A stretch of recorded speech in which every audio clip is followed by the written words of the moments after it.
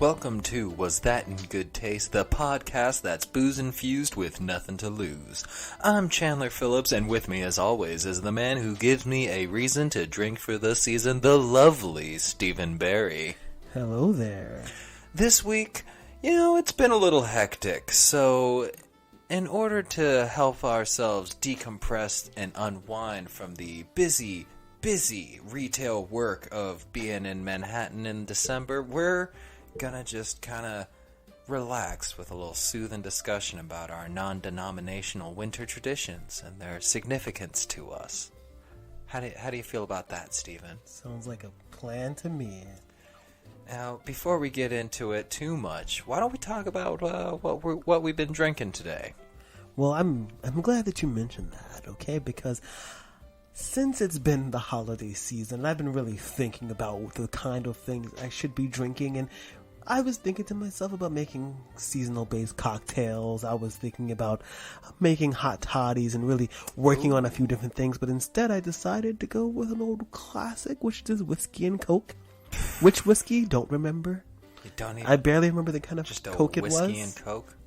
But it's spiced. It's you know what it is, actually? I think it's the Tennessee Honey, actually. I think it is. No, it's the Knob Creek Barrel Proof 120. Oh, that's a hefty whiskey. It is indeed. And what about you? What are you drinking? Okay, so today I'm drinking. I wanted to go with something a little festive, and so I picked up the Kings County Winter Spiced Whiskey, in their little pints, and that for like $60. Oh, it's a little hefty, and hefty. Actually, that one's on the cheaper end. That one's like in the 40s range. Oh yeah, you're right. I think it's like 47.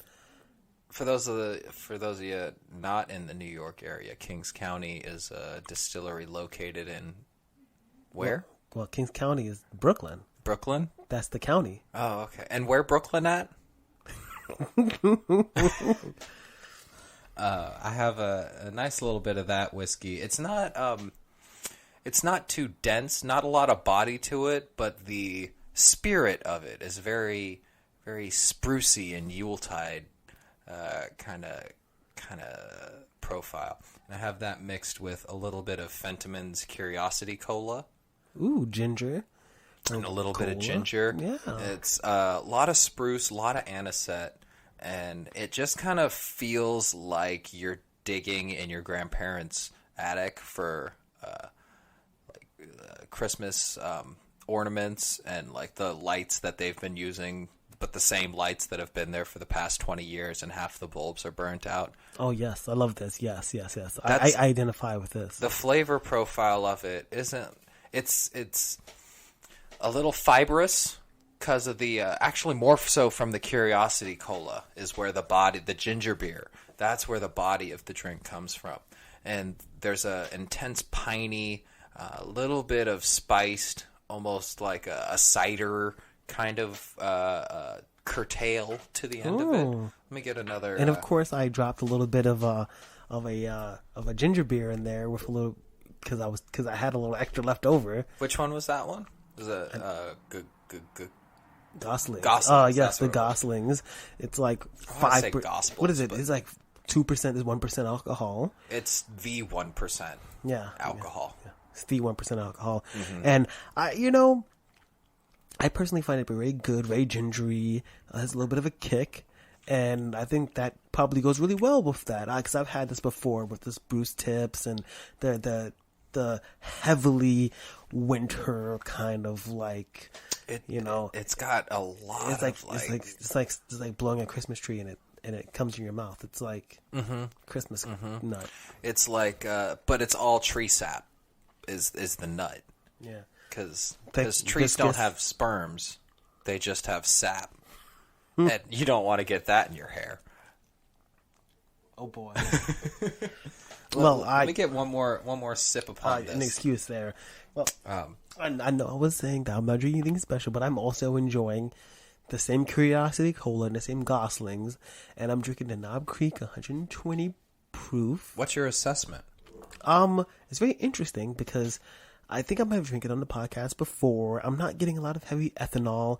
It's just overproof bourbon. It's a little sweet, a little bit of vanilla. It works really well with the cola. What do the flavors take you? Like, where do you go? Where do you go from here? Which is actually a line from the Buffy musical from season 6, episode 7, Once More Worth Feeling. Buffy had a musical episode? Yep.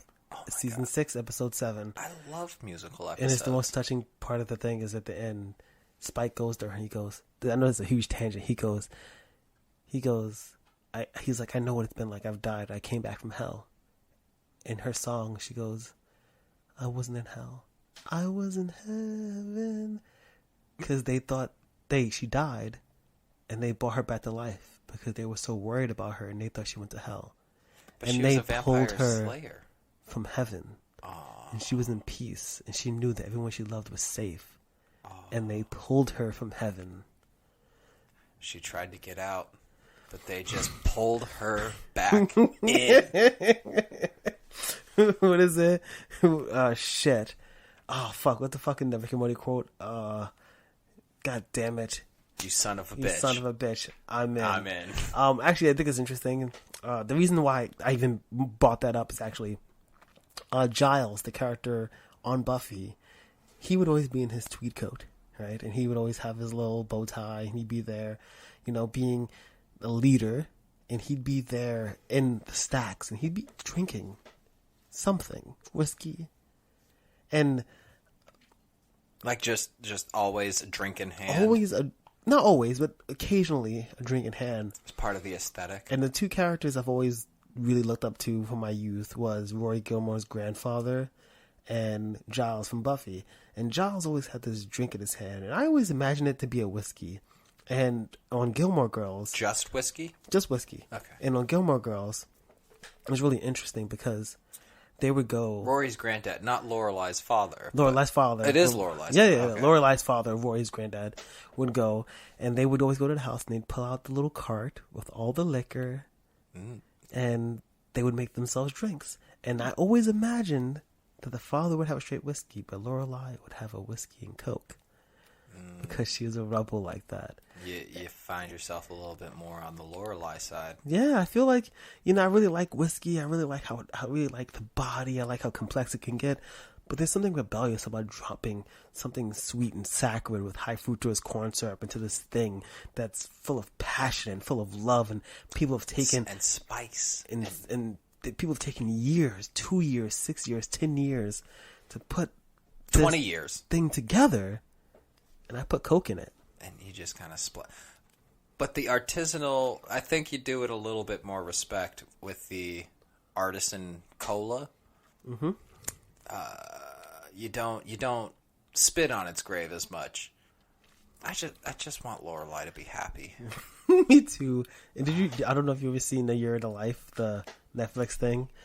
Like it's a whole thing where like her and Luke actually end up married, but like she wants to have a kid and he doesn't. It's like a whole thing. Oh, I don't actually know the show. I just know how to make references to the show. Oh boy. Well, I was saying, there's something. This is all approximate knowledge. You can't go deep. There's something about the nostalgia of television shows and things. And I don't know about you, but for Christmas, for me, and the holidays, I think about TV. Because as a kid, that's the kind of thing. I didn't always watch TV. TV was not a Christmas thing. But these characters, mostly white people, on TV in front of fireplaces with their family, drink in hand. Little Scott or eggnog. Or eggnog. That's a nice I'm not a big seasonal eggnog one. person. I don't like it. Is it raw egg? I'm actually not too sure what goes into eggnog. Well, you actually do know, but yes, it can, but no. But there's something about there's something comforting about having a drink in your hand. In your hand is this magic, this tradition. The way you're holding that right now and talking with your hands is making me kind of nervous for the soundboard. It's okay. It's about... I know you're very competent and you know how to hold your liquor. But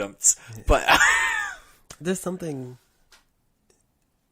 this is tradition in a glass. Really? Just because of the aesthetic of it and how that nostalgia is familiar? It's not what the drink is. It's my association to the drink with the media that I grew up with and the songs. Because when you hear "Baby, It's Cold Outside" and he's offering her a drink, what is he offering her? Oh, what's in this drink? She's a woman. And I know how old this I'm not saying that, but it's an old song. He's not offering her a straight whiskey. He's offering her a cocktail, but he's kind of an asshole, and so he offers her what he has, what he likes, which is whiskey. But have you read the defense? No, I don't want to hear about it. No, there's the argument. I can't fully support it because I'm not completely informed on the matter, but there's the argument that the conversational cues that are used in that song at the time would have been much more consensual than they let on. It was actually very progressive. Exactly. Where, like, her saying, "Oh, what's in this drink?" is more of a tongue-in-cheek saying, or way of saying, "Oh, yeah, the whole song getting kind of loose." Yeah, the whole song is her teasing him. Uh-huh. And he's replying to her. There's no actually implicit harm that's going on there. Kind of like the movie Secretary, right? Oh, I love that movie. All right, hold on. So, yeah, can't get diverted too easily. So these drinks, hold on. Where's your drink? I got. So these are delicious, and Spicy. It's the holidays, right? Salute. Salud. Merry Festivus for the rest of us. Happy non-denominational gift day. Exactly. That's pro. Oh, Like so the- sprucey. Yeah, ASMR. ASMR. SMR. It's so piney and so it's like a wreath. It's like you just take a wreath and wrung your wreath into a whiskey. Now, I love this, but I have a question. Yeah. So, most people don't even produce content on Christmas week. We're not most people. We're not. We're barely people. Well, I'm 1/8 of a person, so there we go. I would have said 3/5. Oh shit! Was that in good taste? If you have to ask. So what is this? This is our hastily thrown together episode. What is this about? What's going on? Well, in tradition of Christmas, we waited until what's today? The 22nd, 23rd to. You're not supposed to tell the people. It's the 25th, the day this comes out. This is the 25th. We're recording on a day that is very close to Christmas, and we weren't prepared for it at all. Just like how we're supposed to celebrate. So I want to know from you what kind of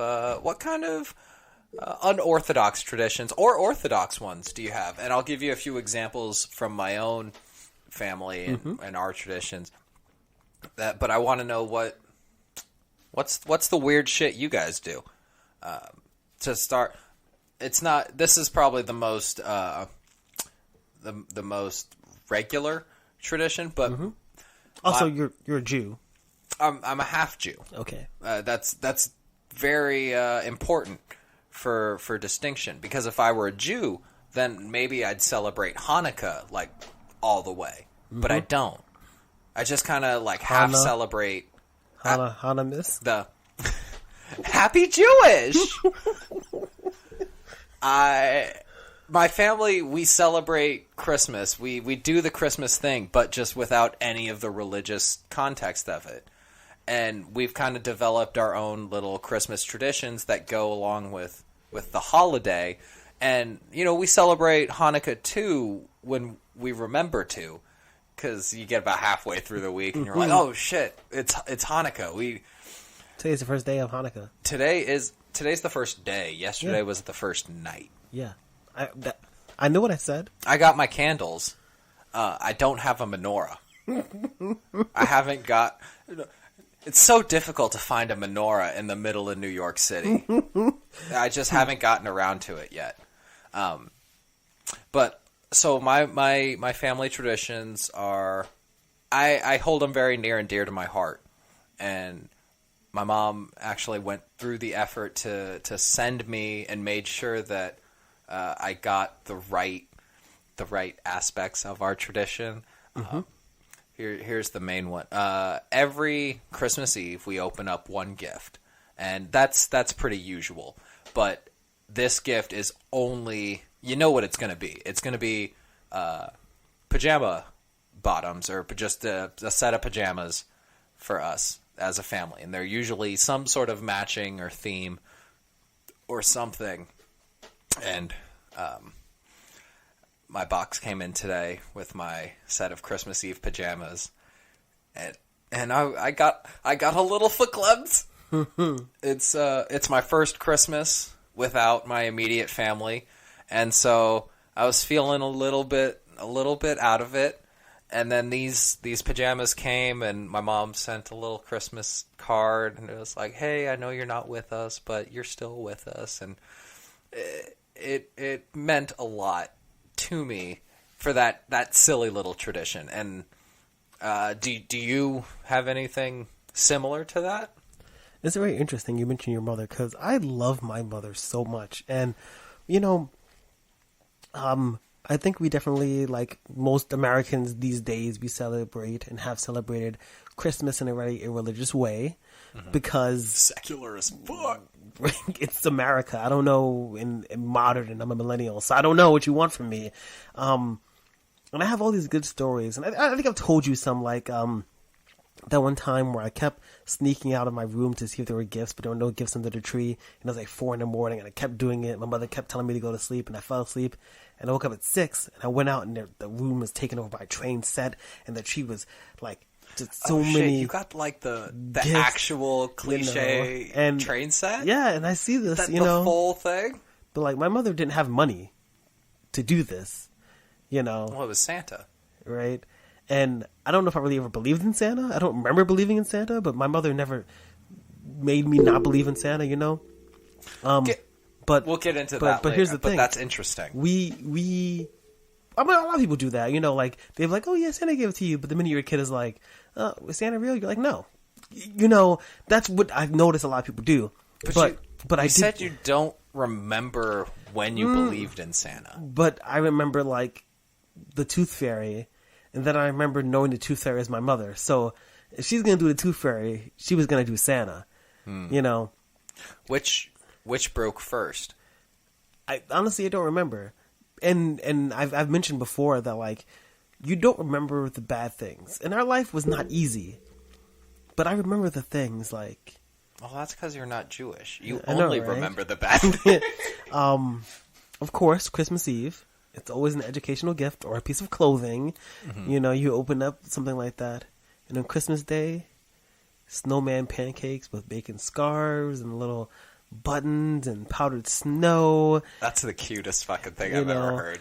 And my mother did that up until like 20. Even when I lived with her and I was like 24 again, you know, she did that. And I try to emulate those kind of things even when I'm not around her. And when my grandfather died, I didn't put up my tree again because... I don't know, I felt kind of sad, but I would come to my grandfather's house every year, and I would hang up the lights in the same way, and I would put all his cards on the door, and I would put up the tree, and I put pictures in the tree, and... Wait, so you were the one who was decorating and do it? Or for my would grandfather... it be like a group? Well, for my grandfather, I would do it always the day of or the day after Thanksgiving, and... For my house, we would do it together, and I remember, like, my tree covered in tinsel and handmade ornaments. My mother did everything she could to make me happy and make me remember these things. And wait, by the way, like, that sounds all lovely and stuff. Tinsel is weird. It is weird. We stopped doing tinsel at some point, you know, but like we did, but it would be annoying because it would get everywhere. Right? Like, tinsel just as a concept sounds like a whole lot of fucking work. But no, that sounds kind of actually very beautiful. You'd do the work for your grandfather, and then you'd go and you'd spend it with your mother. Here's the thing about the holidays. There's something about when you close your eyes and you take a deep breath and the winter when you smell the snow, when you breathe in that crisp winter air, you are reminded of all these little moments. Of the moments where I took my dog out on the morning of Christmas, of the morning that my mother gave me the Stretch Armstrong toy that I broke, of... How'd you break a Stretch Armstrong? Because I poked a hole in it by accident and little beads came out. Fucking deviant. You know, these things really impact you, and these things really matter. And in a way, I guess I can never say that I never really had a particular tradition, but my tradition was always love. That's and good. My grandmother died the day before my mother's birthday. And my mother's birthday is in November. And I remember my mother crying and sobbing in the Christmas tree was already up. And my mother was so distraught, you know. And I remember my mother with the video camera and recording us on Christmas. My grandmother giving me this like faux shaving kit where it was like had no blades, but it had like, you know, stuff so you could put on your face and you could pretend that you were shaving. And I remember playing Life. Sounds like some toxic masculinity shit right there. You know, holidays is about memories and just creating memories, you know. And it's kind of sad. I don't live with my mother anymore. And we have lives and Christmas and work and all these things happen. And it's hard. And it hurts sometimes. But the only tradition I think to me that matters is that you make sure that you communicate with the people that you love. Because this is a Christmas episode. You know, it's a Christmas special. Is it a Christmas episode? But it's also... I thought we said it was a non-denominational. A non-denominational. Winter tradition. But it's also a New Year's. That's not religious, right? Special. New Year's isn't religious unless, you know, you're not Western. So this is kind of in New Year's season as well. And on New Year's, every single year, I don't know when it started. In 2000, me and my mother were in my house and everybody was scared of Y2K. And the phones went out. And we tried to call my grandfather and it didn't work. We were like, it was just the telephone lines were crowded because I was making calls. But for some reason, ever since I lived by myself, I call my mother as soon as the ball drops. Every single year, I call my mother. That's kind of sweet. Is this a tradition? You know, when I was in my ex Nadia's house, I remember I called my mother. When I was at Kirsten, everywhere I am, every year I do it. 4 years ago, I was at my sister's house, and I remember I went to the other room and I called my mother because that's what you have to do. You have to make traditions. Yes, you have to make them. That's exactly. Well, you have to. You're like you don't really have no real traditions anymore. I have no real. I don't do Hanukkah all the way. I don't do Christmas all the way. So you have to make your own traditions. But what are some of the ones that you? What are the ones that continue today? That you make, not just because you got your little pajamas, you got your little jammy jams. I got my PJs, my jammy jams on. Get your little jammy jams. My favorite tradition, or at least the ones that we've created for ourselves, is based around food. Don't even get me started. Oh yeah, like traditions based around food. Because let's be honest, we've talked about it. Thanksgiving turkey. We know it's a traditional food, but turkey itself is like, come on. It's aight. It's aight. And I guess Christmas, there's like, you could go turkey or you could go ham. But see, my family, I love this tradition about us. We do homemade pizza on Christmas. That's pretty weird, actually. But none of us are Italian. I'm down with it. Okay, like neither side. When did this start? I think it started with my grandparents, because they're secular as fuck, and it just got passed down to my dad, and it's one that I really enjoy doing, and the neat thing about it that I enjoy, and that it kind of hits every sensory thing, is that he'll get up, and in the morning we'll do our stocking. We'll see what Santa brought in the stockings, because that was our Santa. Santa didn't do gifts and stuff. That was the big stuff was from the parents. But Santa, he filled our stockings with like candy or some other stuff. And as soon as we finished doing that, my dad would go into the kitchen and he would make the dough. for the pizza. And part of the dough was you do your yeast, your flour, all that jazz. You'd toss in a little bit of light beer, like either a Coors or... I'm making a face. People can't see me because it's But hot. you're making a face. Light beer, okay. The question of, like, what the fuck's light beer doing in there? And it's just water.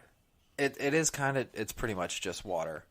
But the aromatic of it and the little bit of carbonation and yeast just added a touch of chewiness as well as a little bit of lift to the... It wasn't just a little bit of the water being added to the dough. Shut the fuck up. Don't ruin this for me. Okay.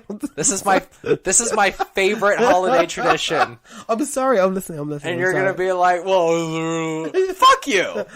Actually. Okay, continue. No, because you pour just a tiny bit of beer into the dough, and then as it ferments throughout the day and the yeast rises, the dough rises, the house kind of fills with this aroma of a brewery, and that smell... That explains a lot.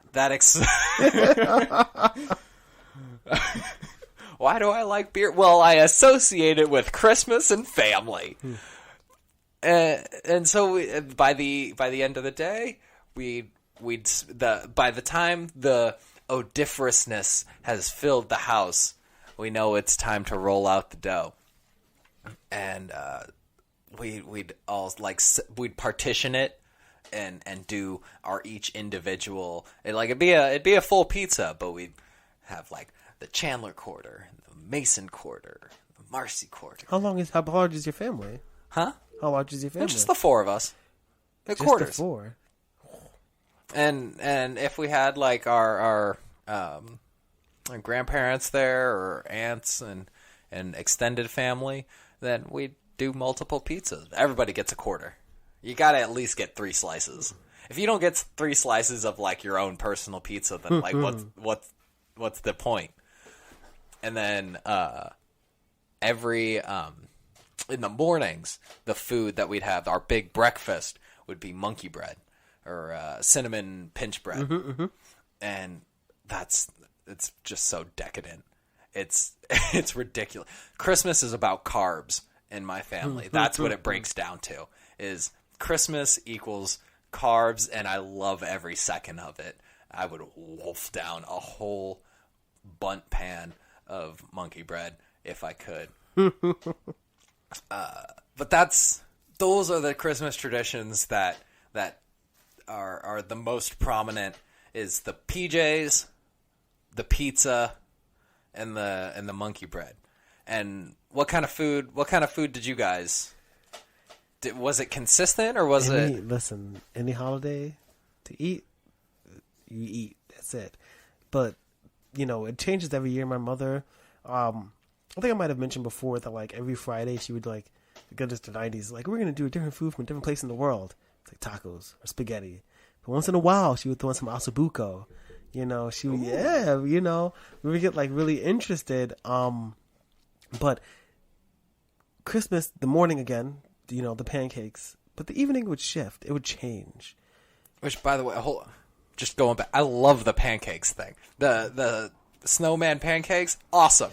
Powdered sugar, fucking awesome. I remember back in like 2010 when I was back and living with my mother in a studio apartment, not much bigger than this room, and my mother would sleep on the bed, and there was a futon next to it, and I would sleep on it. And again, I was like 19 at the time, and my girlfriend at the time would come over. What? And she would hang out, and my mother's so fucking cool that she would just let her like stay. What? Yes.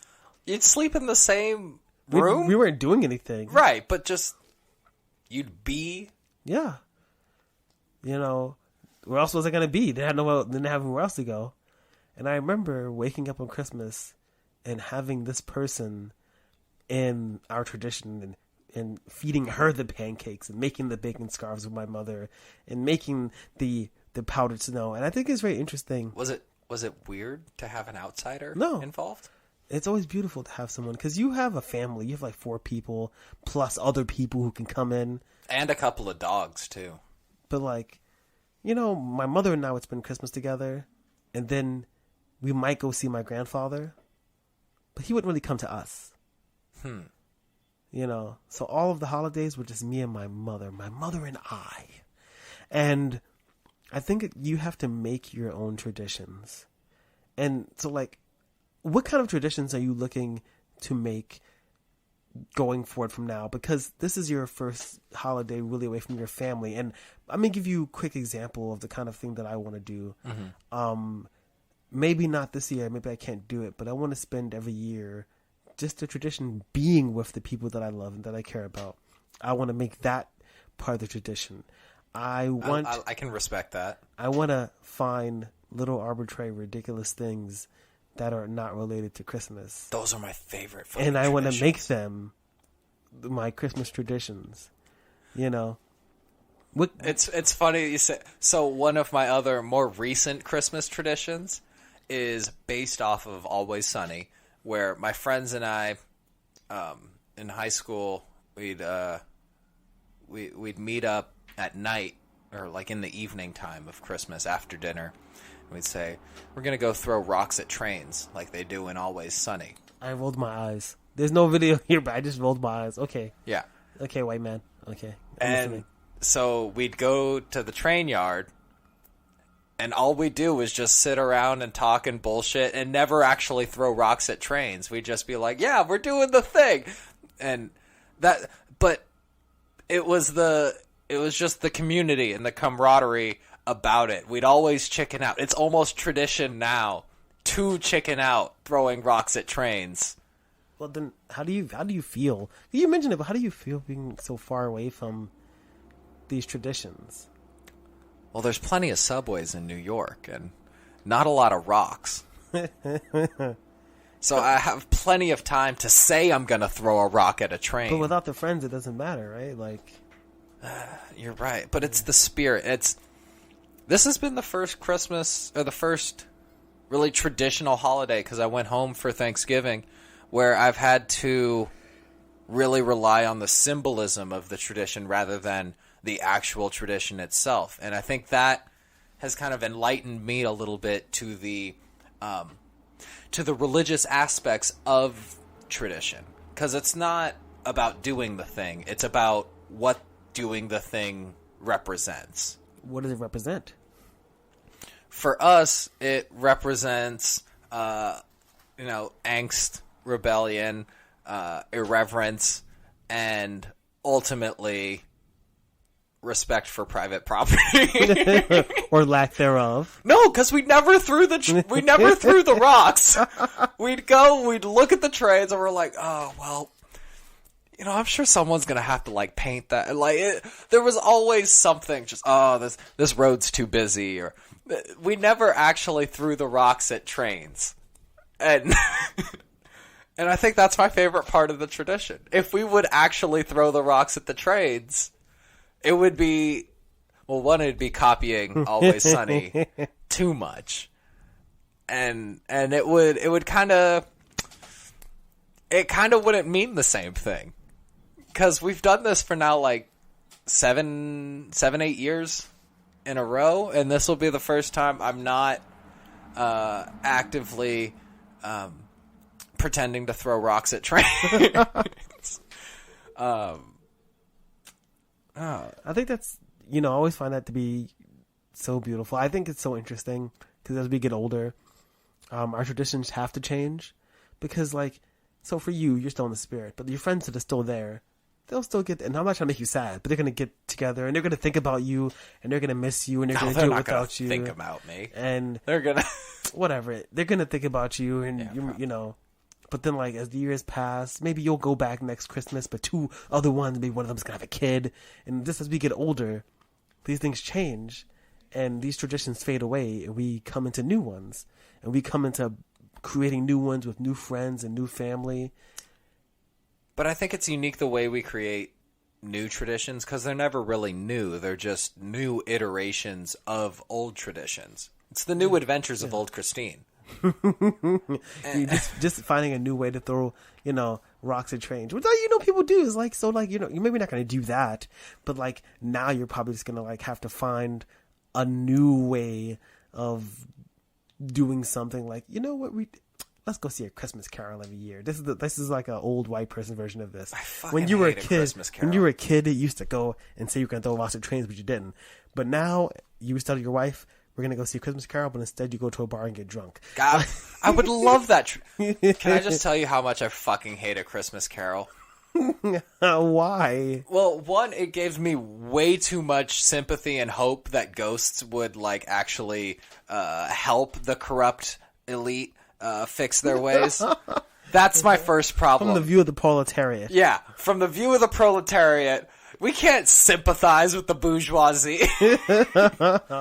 But Ebenezer, you have employees who don't have good health care, and that's not kind. Like they could be like, oh, Tiny Tim, looks like you're not gonna get healthy this year, or they could fucking unionize and go on strike until they get some adequate fucking health Christmas, insurance. Everyone, and then the black title screen, and then next year Timmy died. And they've made so many fucking remakes of it. We get it. It's the same movie. After Scrooge, what are you doing? After Bill Murray's Scrooged, there's no reason to keep remaking A Christmas Carol. I gotcha. Or A Christmas Carol. Groundhog Day, A Christmas Carol. What do you what's the comparison? Are they put them together, okay? Wakes up every morning, he has to deal with these fucking ghosts, and he has to wait. Not only do you have, so in this scenario, you have A Christmas Carol leading the charge. They're at the point of this, and then you have Groundhog Day where he's repeating it out over and over. Yes, but what's this? He has to keep having interactions with ghosts. Yeah.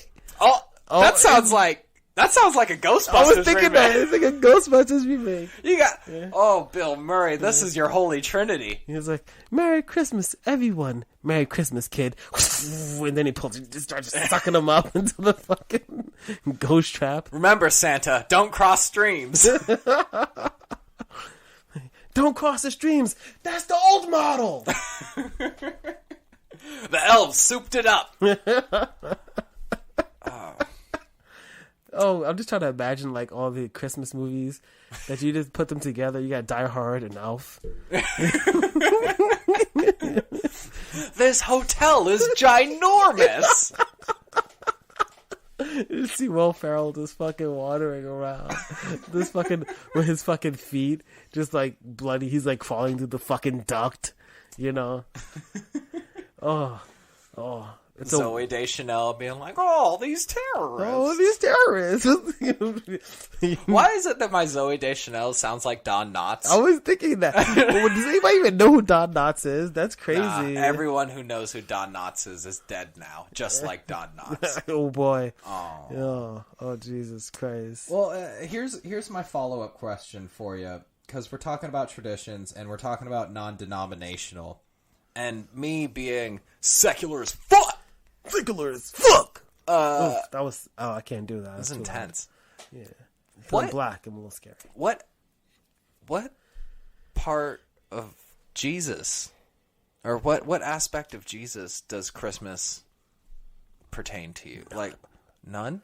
No, I mean, I think I mentioned before, like, I spend a lot of time in church, and, you know, Jesus is the reason. Have you ever gone to a Christmas Mass? Mass? That's Catholic. I was Christian, and I used to be a part of, right around the corner from here, I used to be one of the 3 wise men. I used to be a part of the Christmas pageant every year. So you did a nativity scene. I did all those things. And wait, what did you? All the 3 wise men. Which one? Myrrh. You were Myrrh? Yeah. Nice. Yeah.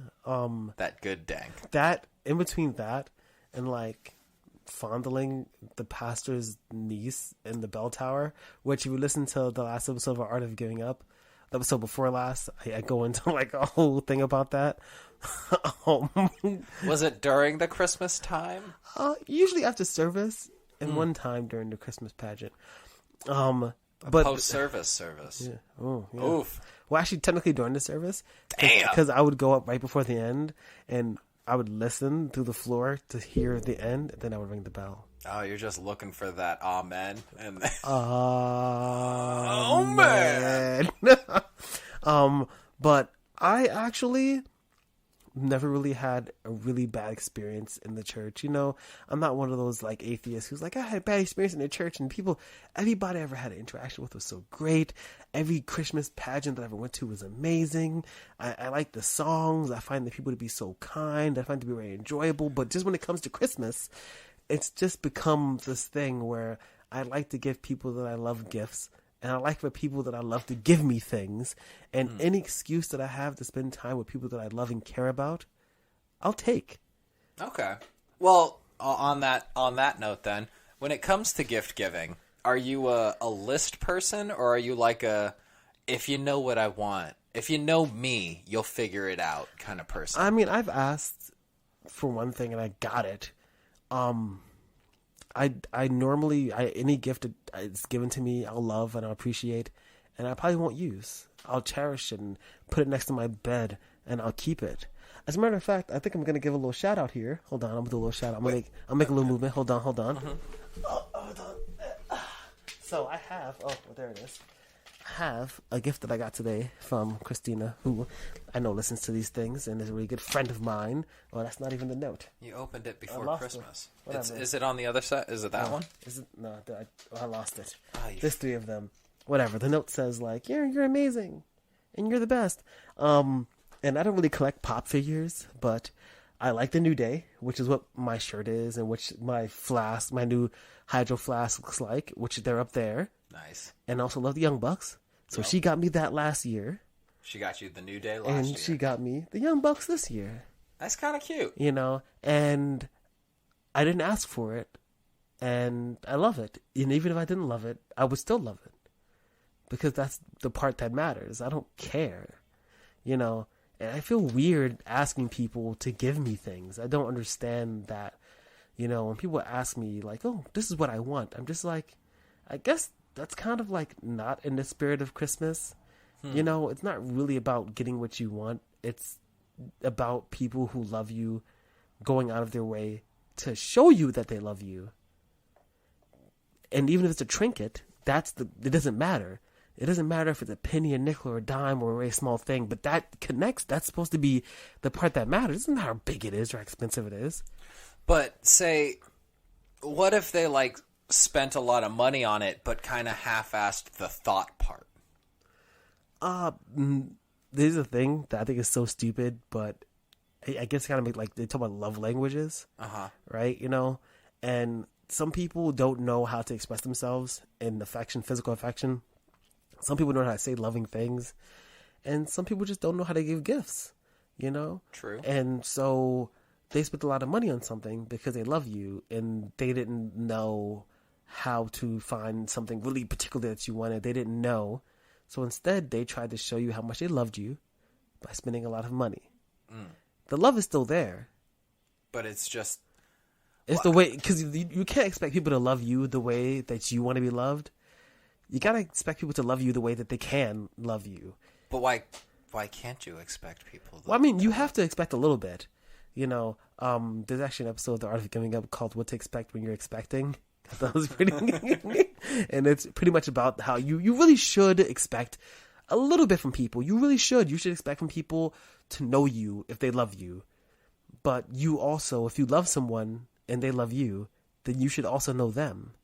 So you should know that... It should be mutual. You should know that they're not great at giving gifts, and that should be okay. Well, in that case, what's your love language when it comes to gift giving? I remember for Adriana's birthday many years ago. It's like 5 or 6 years ago. And I went, and I met her on 4/20/2007. So I went and I found a copy of the flyer from the day that we met, and I bought her a purse. I bought her a purse like $30 off the street that I thought she would like. But in the purse, I put a card. And in the card, I wrote her a letter telling her how much I care about her, how much I love her, how much she matters. And I put a copy of the flyer in it. And I think that I'm not always good at giving people what they want, but I try really hard to give people a sign that I love them. So you're good at expressing your affection more verbally than symbolically. I mean, yeah, but I try. Or monetarily, I guess. If we're breaking it into those three. Yeah. Like, I don't... Because there's a whole handful of ways you can But that being express said, sometimes it's hard. affection. I'm just like, oh, how much money? I'm just going to spend a lot of money. I'm just going to, all right, I don't know. Is this what you want? Okay. You know. But that's okay, too. If somebody's like, this is what I want. And it's like, well, I love you, so I'm going to give it to you. I'll say if money weren't an aspect of it. Like, say, if you were a rich man. Oh, my fucking... Oh, you just had to fucking do I it. had to. If I wanted had to so all bad. the money in the world. If I was a wealthy man. Oi! Oi! I would give you gifts. Many gifts. Yes, I'd give everybody gifts. I would give, if I was infinitely rich, if I was Jeff Bezos rich, everyone I love would be taken care of, okay? Like, if I was a billionaire, I wouldn't care, like, you need to be pulling myself up by their bootstraps. No, you'd have a fucking house, and you'd be paid for, and your kids would have college. If you were Jeff Bezos rich, you wouldn't be paying your taxes. I'd pay my fair share. I'd pay my fair share. You'd outsource. You'd undercut. You'd cheat the system. You could provide the entire American healthcare system with your taxes alone. So, Bernie, are you gonna... So, what you're saying is that you're gonna raise taxes. I'm gonna raise taxes. Everyone will be taken care of. Oh, you fucked up already. I did. You know what he says? I can't do that. I can't do the thing. He says, it's not about that. Oh yeah, you that's know. right. He's it's not about premiums will go down. There'll be no premiums. There'll be no co-pays. It's not about what you're paying in taxes. It's what you're paying in premiums. God, I love doing that one. Shit. All right. We talked about Jesus, talked about gifts, talked about our personal traditions. What about the ones that are kind of foisted upon us? I was having a conversation with someone recently about how someone on Facebook, I heard from a friend, from a non-friend, from a friend of their non-friend, that someone had posted a plea on Facebook to get the parents who get their children iPads and high-end electronics. Oh, I saw that. I heard, because have you seen this? You heard about this? Have you I have. Yeah. They were talking about, because it makes people who can't afford that to feel some kind of way. exactly. Which, and then, so what was happening was the parents who were able to get their kids these higher end electronic prices are saying, "Oh, it's from Santa," and so the kids of the more affluent parents will tell their friends, who then they tell two friends, and they tell two friends that their luxury items came from Santa, and so the less affluent kids, the broke bitches. So you're saying we should subsidize that through taxes? Exactly. If you're paid to tax, are then taking it upon themselves. They're internalizing this rejection from Santa, like, because they're asking for iPads and iPhones and stuff like that too, but their parents don't have the means or the income, and so it's the Facebook plea was from one of these parents who couldn't afford to get their kids the things on their list, the higher end electronics on their list, and they were asking other parents to not tell their kids that they were from Santa. And I kind of had the opinion of, why the fuck is this a big deal? Santa's made up anyway. Which, we might actually be a little bit on odds about. We might be at odds on this. But all right, so before we get into the meat, into the weeds, into the real thicky wicket of this. I want to know first, at what age or at what time did you fully realize there was and what's your relationship with Santa? I'm so fucking old, I don't know, but I think I don't remember. I'm so fucking old now, but I definitely know that the old timers is kicking in. My opinion about that with children is that I'm not trying to pretend like, oh, this is the world's greatest way to teach children a lesson, but I do think that there's nothing wrong with saying like, oh, here's this fictional character, but you should never really go out of your way. Like, you know how parents, when kids start realizing that Santa might not be real, they go through things and they lie about it and they try to hide, you know, that's not really what it's about. It's about allowing your child to have their imagination and to have fun with it. And then if they ask, you tell them that he's not real, because it's okay for Santa to not be real, but it's also okay for them to enjoy their imagination. But are you just going to fess up to this lie that you've been perpetuating for this child's entire life up until this moment? It's not going to hurt them. Children do need to be treated with love, and children do need to be treated more like they're autonomous little beings, and they have to be allowed to make decisions and to learn things. Children are people? They are people. And when it comes to things like with the gifts, I understand sometimes, you know, it actually can be painful. And I do think that that's why people do things with their classes where the parents will get together and all the parents in one grade of a class will decide to not get their children cell phones until a certain age. You do it together, because when the rest of your peer group does it, then it becomes more difficult. And you have to deal with the ostracization. Yes. So a lot of parents get together, really active parents, they get together and they communicate with each other and they work on this together. There's nothing wrong with telling your kid that Santa gave him an iPad, you know, but at the same time, you should have an iPad and let your kid use yours.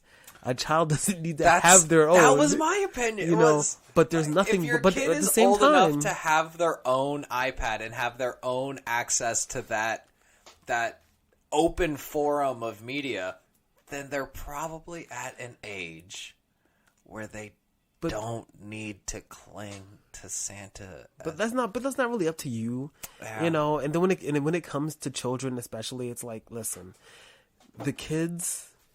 If your kid is 12 years old, they're not going to believe in Santa. How do you know? You know, and if they do, then it's kind of a feeling as you as a parent, because you should be reading to your children.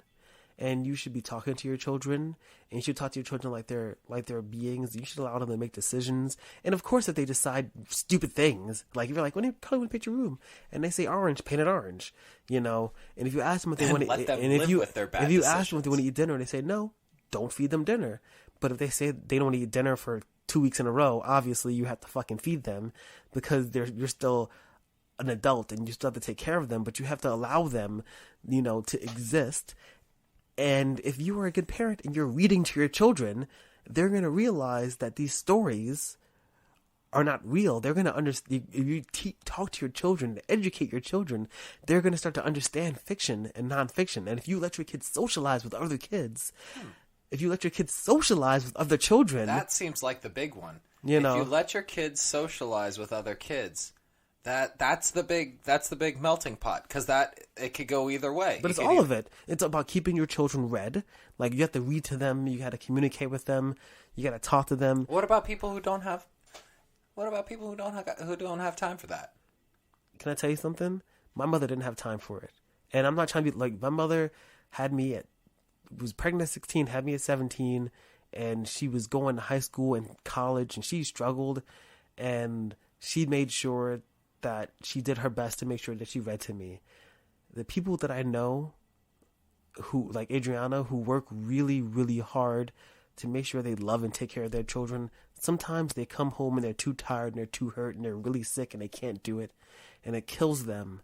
But when they have time, they do it. And that's what you have to do. That's it. You have to make the time. You have to make the time. And by the way, I promise you, when people read to their children, they take care of their children, their kids are going to know Santa's not real. You know. Why is that? Because once you start reading kids fiction, they're going to ask you questions. And you have to answer their questions. and the kid says that Santa's nice. He goes, "Is Santa real?" You know what you say to a 4-year-old who asks that? What do you think? You know, because guess what? They're children, and they're not fully formed, but they have thoughts. And you ask them, and by their answer, you can kind of figure out or determine if they're ready or not for them. You know, it's up to them. It's all them. You know, and Santa's fun. Why let your kids fucking believe in this fucking fictional thing? People let your children believe in God because they believe in it. Okay, no, I'm not trying to. People say, "Well, you're comparing God to Santa." Well, but like it's the same fucking thing. And actually, in some cultures, and a lot, even here, you know, Satan. This is not like made up. You know, like it's a thing that's religious and it has religious ties and religious history. You know, I mean, it was bent as fuck. It's a crude amalgamation. It is. You know, it's just a hodgepodge. Paganism and heathenry are defined to blanket terms that cover. Like, I know. Like it's kind of all thrown together, and we go, all right. Here's we just it's a synthesized tradition. The only thing is, I'll be honest, that we can't really make the decision unless we decide as a society that God is bullshit. If we decide as a society... So if we kill God, then we kill Santa. Yeah. No, I mean, yes. Because the thing is that, like, you have to allow your children to do these things. Sofian goes to a Catholic school. He talks about God all the time now. Doesn't matter what Adriana believes. Don't matter. Do you tell him your views on God? Or do you ask him, what do you think? You have to ask them what they think, and you have to kind of guide them. But how do you guide them? You guide them by listening to them and answering their questions honestly. But children are very impressionable, and you don't have to go around telling. Like, here's the thing: people really misunderstand. Children, they'll come to Christmas and stuff, and they'll be like, "Oh, is Santa real?" Like, what do you think? You know, it seems really strange and really hard. Like, how could he go to all the places in the world? It's like, well, they can't, Susie, because it is kind of impossible, right? But if the kid asks you, like, but if he go on, sorry, but I'm just saying, you don't want to go to your kids like, is God real? Like, what do you think? It's like, I don't know, and it's like, honestly, I don't really know either. But you don't want to come to your kid in their crib where they're crying, and you're like, God is not real. God is dead. That's what Richard Dawkins said. You don't want to do that to your children. But you also don't want to do the other side of that spectrum either and just shove God down their throats. Well, no. That's why you have to let them experience life as they do. You send your kid to a Catholic school and they're being taught. It actually will do more harm to them if they're going to Catholic school and they're being taught about Jesus and God, and then they come home and you're like, by the way, these people who are authority figures are fucking lying to you. Instead, you have to allow them to make their own decisions and form their own critical thinking.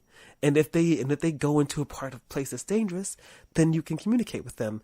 But unfortunately, so far, believe in God, it's not harmful. Believing in Santa don't hurt nobody. So there you go. Real libertarian about that shit. Believing in God ain't harmful? Listen, I know people who believe in God. Listen, don't pull that shit with the... Depends on which one. Yeah.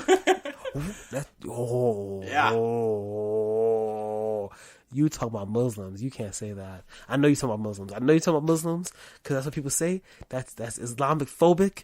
That's Jewish phobic. That's Christophobic. Each Abrahamic tradition has a different name for the same God. Yes, I'm fully aware. But each also has a different interpretation and has a different basis of what their depiction of God means. Well, mostly people believing in Jesus in America, unless they're rampant racists or raised by crazy people or really mentally ill, aren't going around shooting up schools. And if they are and they're religious, it's really not because they're religious, It's because they're using religion to justify violence. Yeah, so, whatever. Let your kid fucking believe in God. But they ask you, answer them honestly. That's it. What? I just find it interesting just because I have such a religionless I mean, even this year, this is going to be my first Jewish Christmas. Oof. Really. Like, that's how Well, I mean, don't get me wrong. I don't want, like, I don't think no fucking God, you know. But, like, if they do, I'm not going to love them less.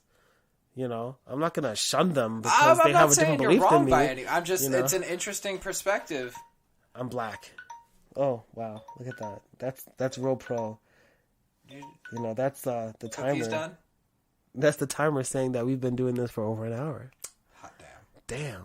Well, I mean, there's nothing more pro than actually hearing the timer go off. Isn't that great?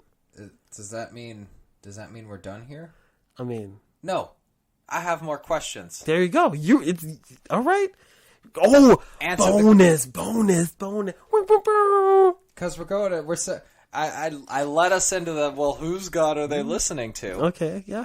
And there's more than just the three Abrahamic traditions, because there's different sects of those, and there's hundreds of different interpretations of monotheism as well as polytheism.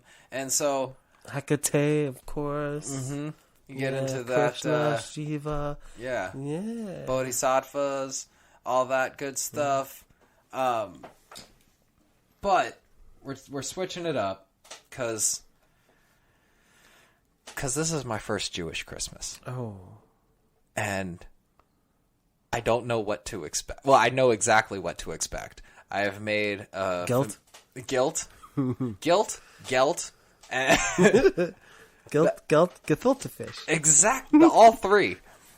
I still need to eat my jelly donuts in honor of Hanukkah. I know you have a Jewish past. I've eaten mini kosher jelly donuts in my day. Bravo. Fucking oh. Yeah. Mainly because Starbucks has them. And they keep them, and when you open them, they have to put them in a little plastic thing to keep them kosher.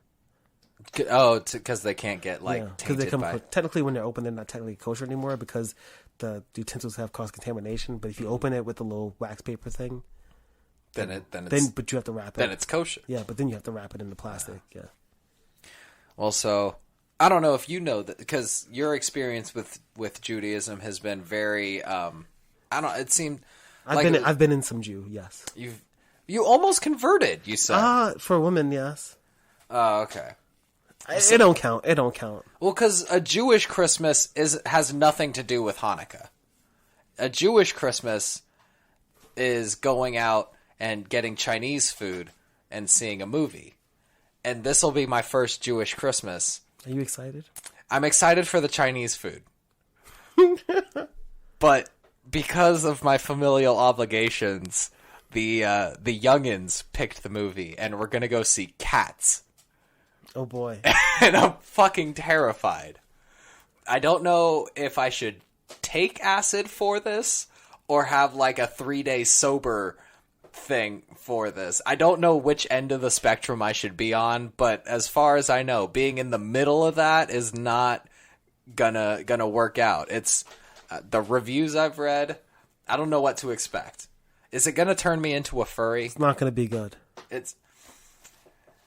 Am I gonna come back wanting like one of those tail butt plugs? No, you're gonna. I'm concerned. He's like, woof, woof. He's like, I'm a dog now, huh? I'm a dog now. You get to be a cat? You get to be a cat? How do I get to be a dog? Could you imagine if they made a sequel to it that's dogs and it's just like DMX and only DMX? Oh, Jesus 15 minutes of him going, where my dogs at? I just can't imagine. I'm just thinking about It's Always Sunny. That's all I imagine.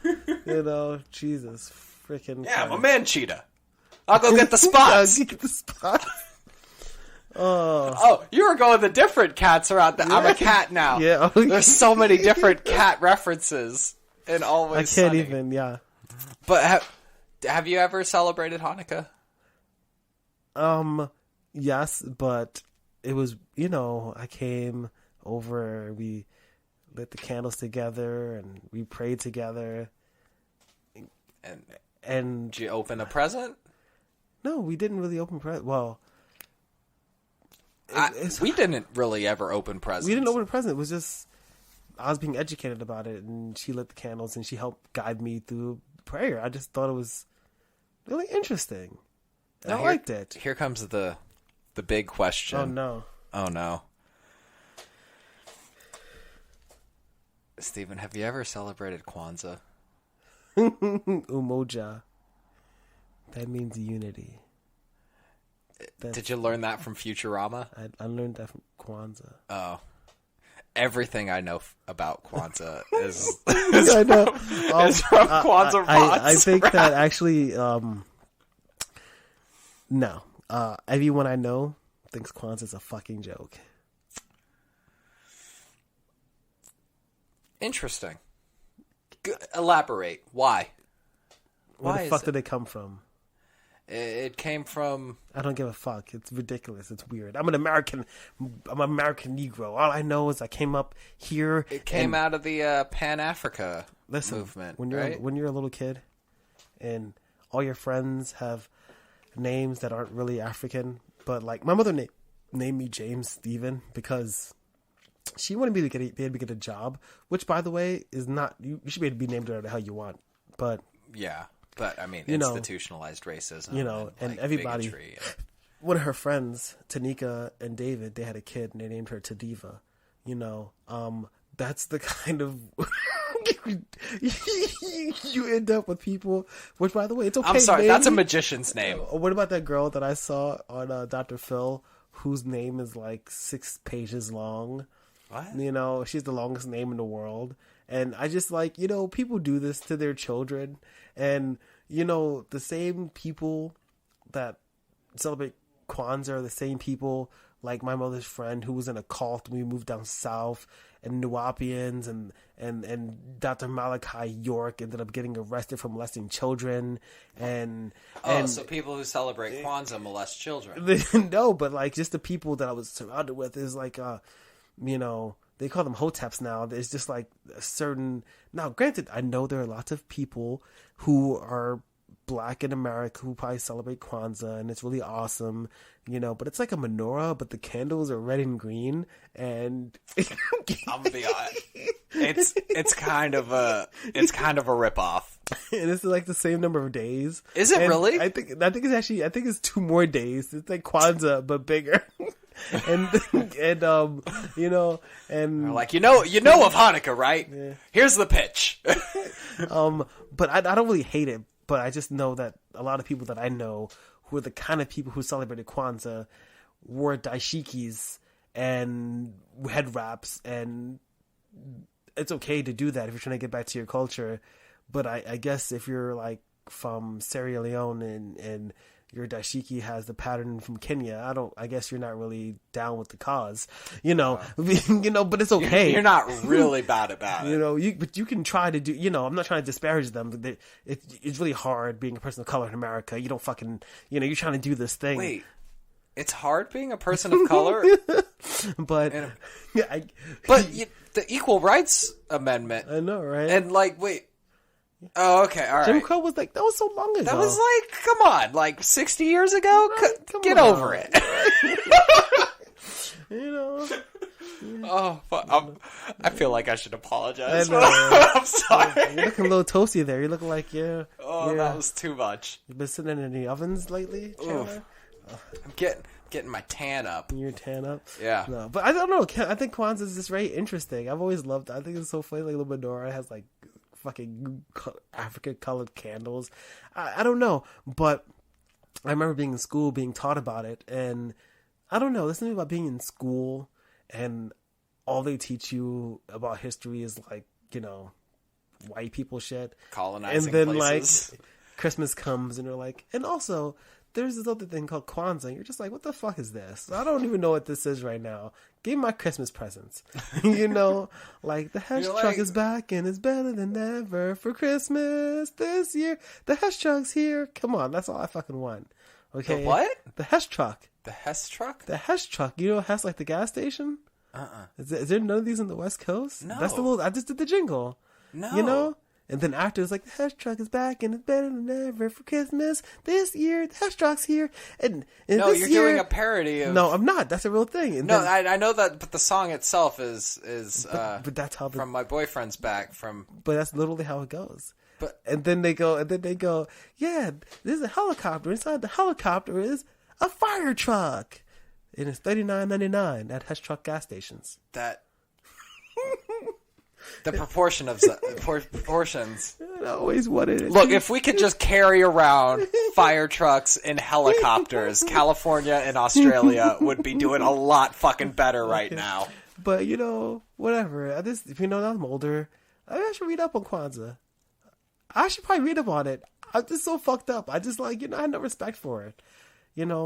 But God isn't real, and all these things are arbitrary.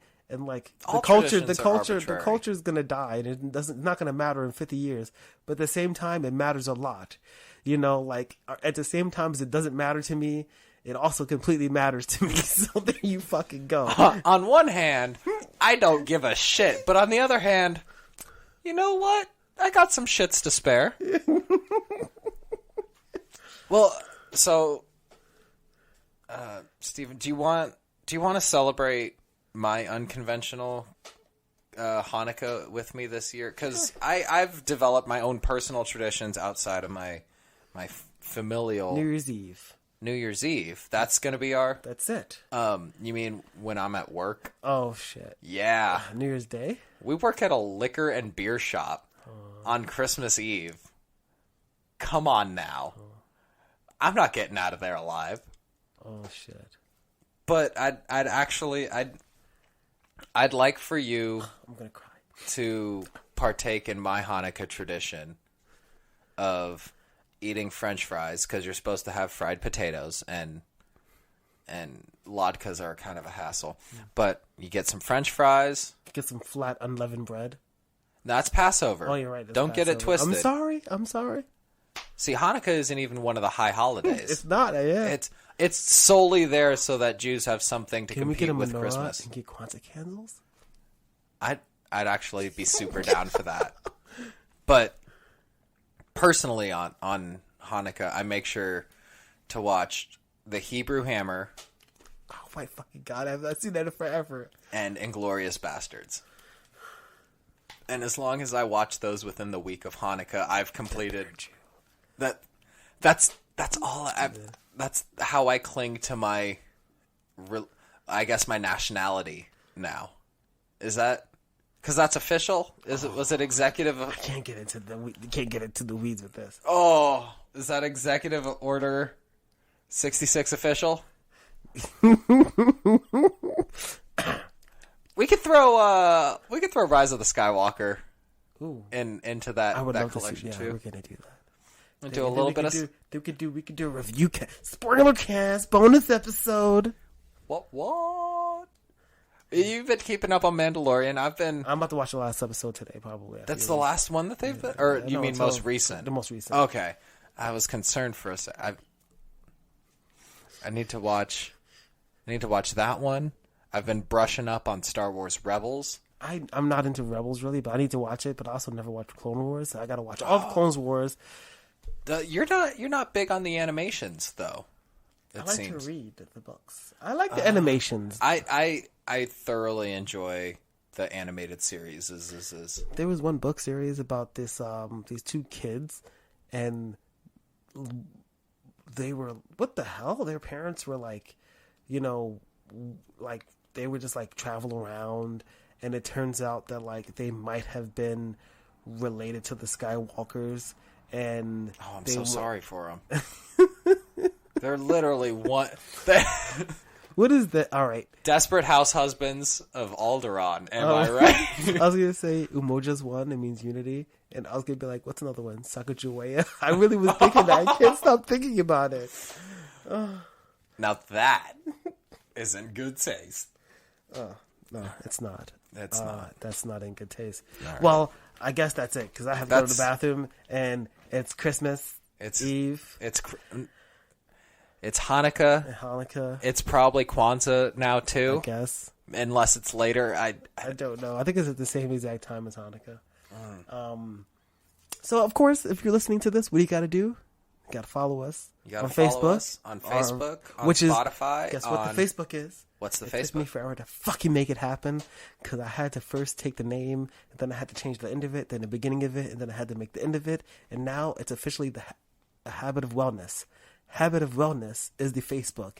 That's it. Habit of Wellness. Habit of Wellness is the Facebook. It's the same as the blog. It's the same as the blog at WordPress.com. It's the same as the email at habitofwellness@gmail.com.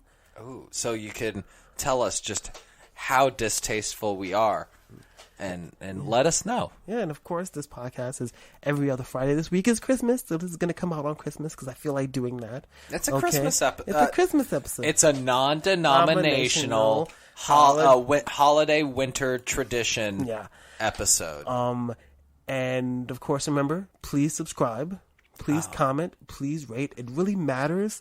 The thing that matters the most about doing this doesn't matter if it's even one of you.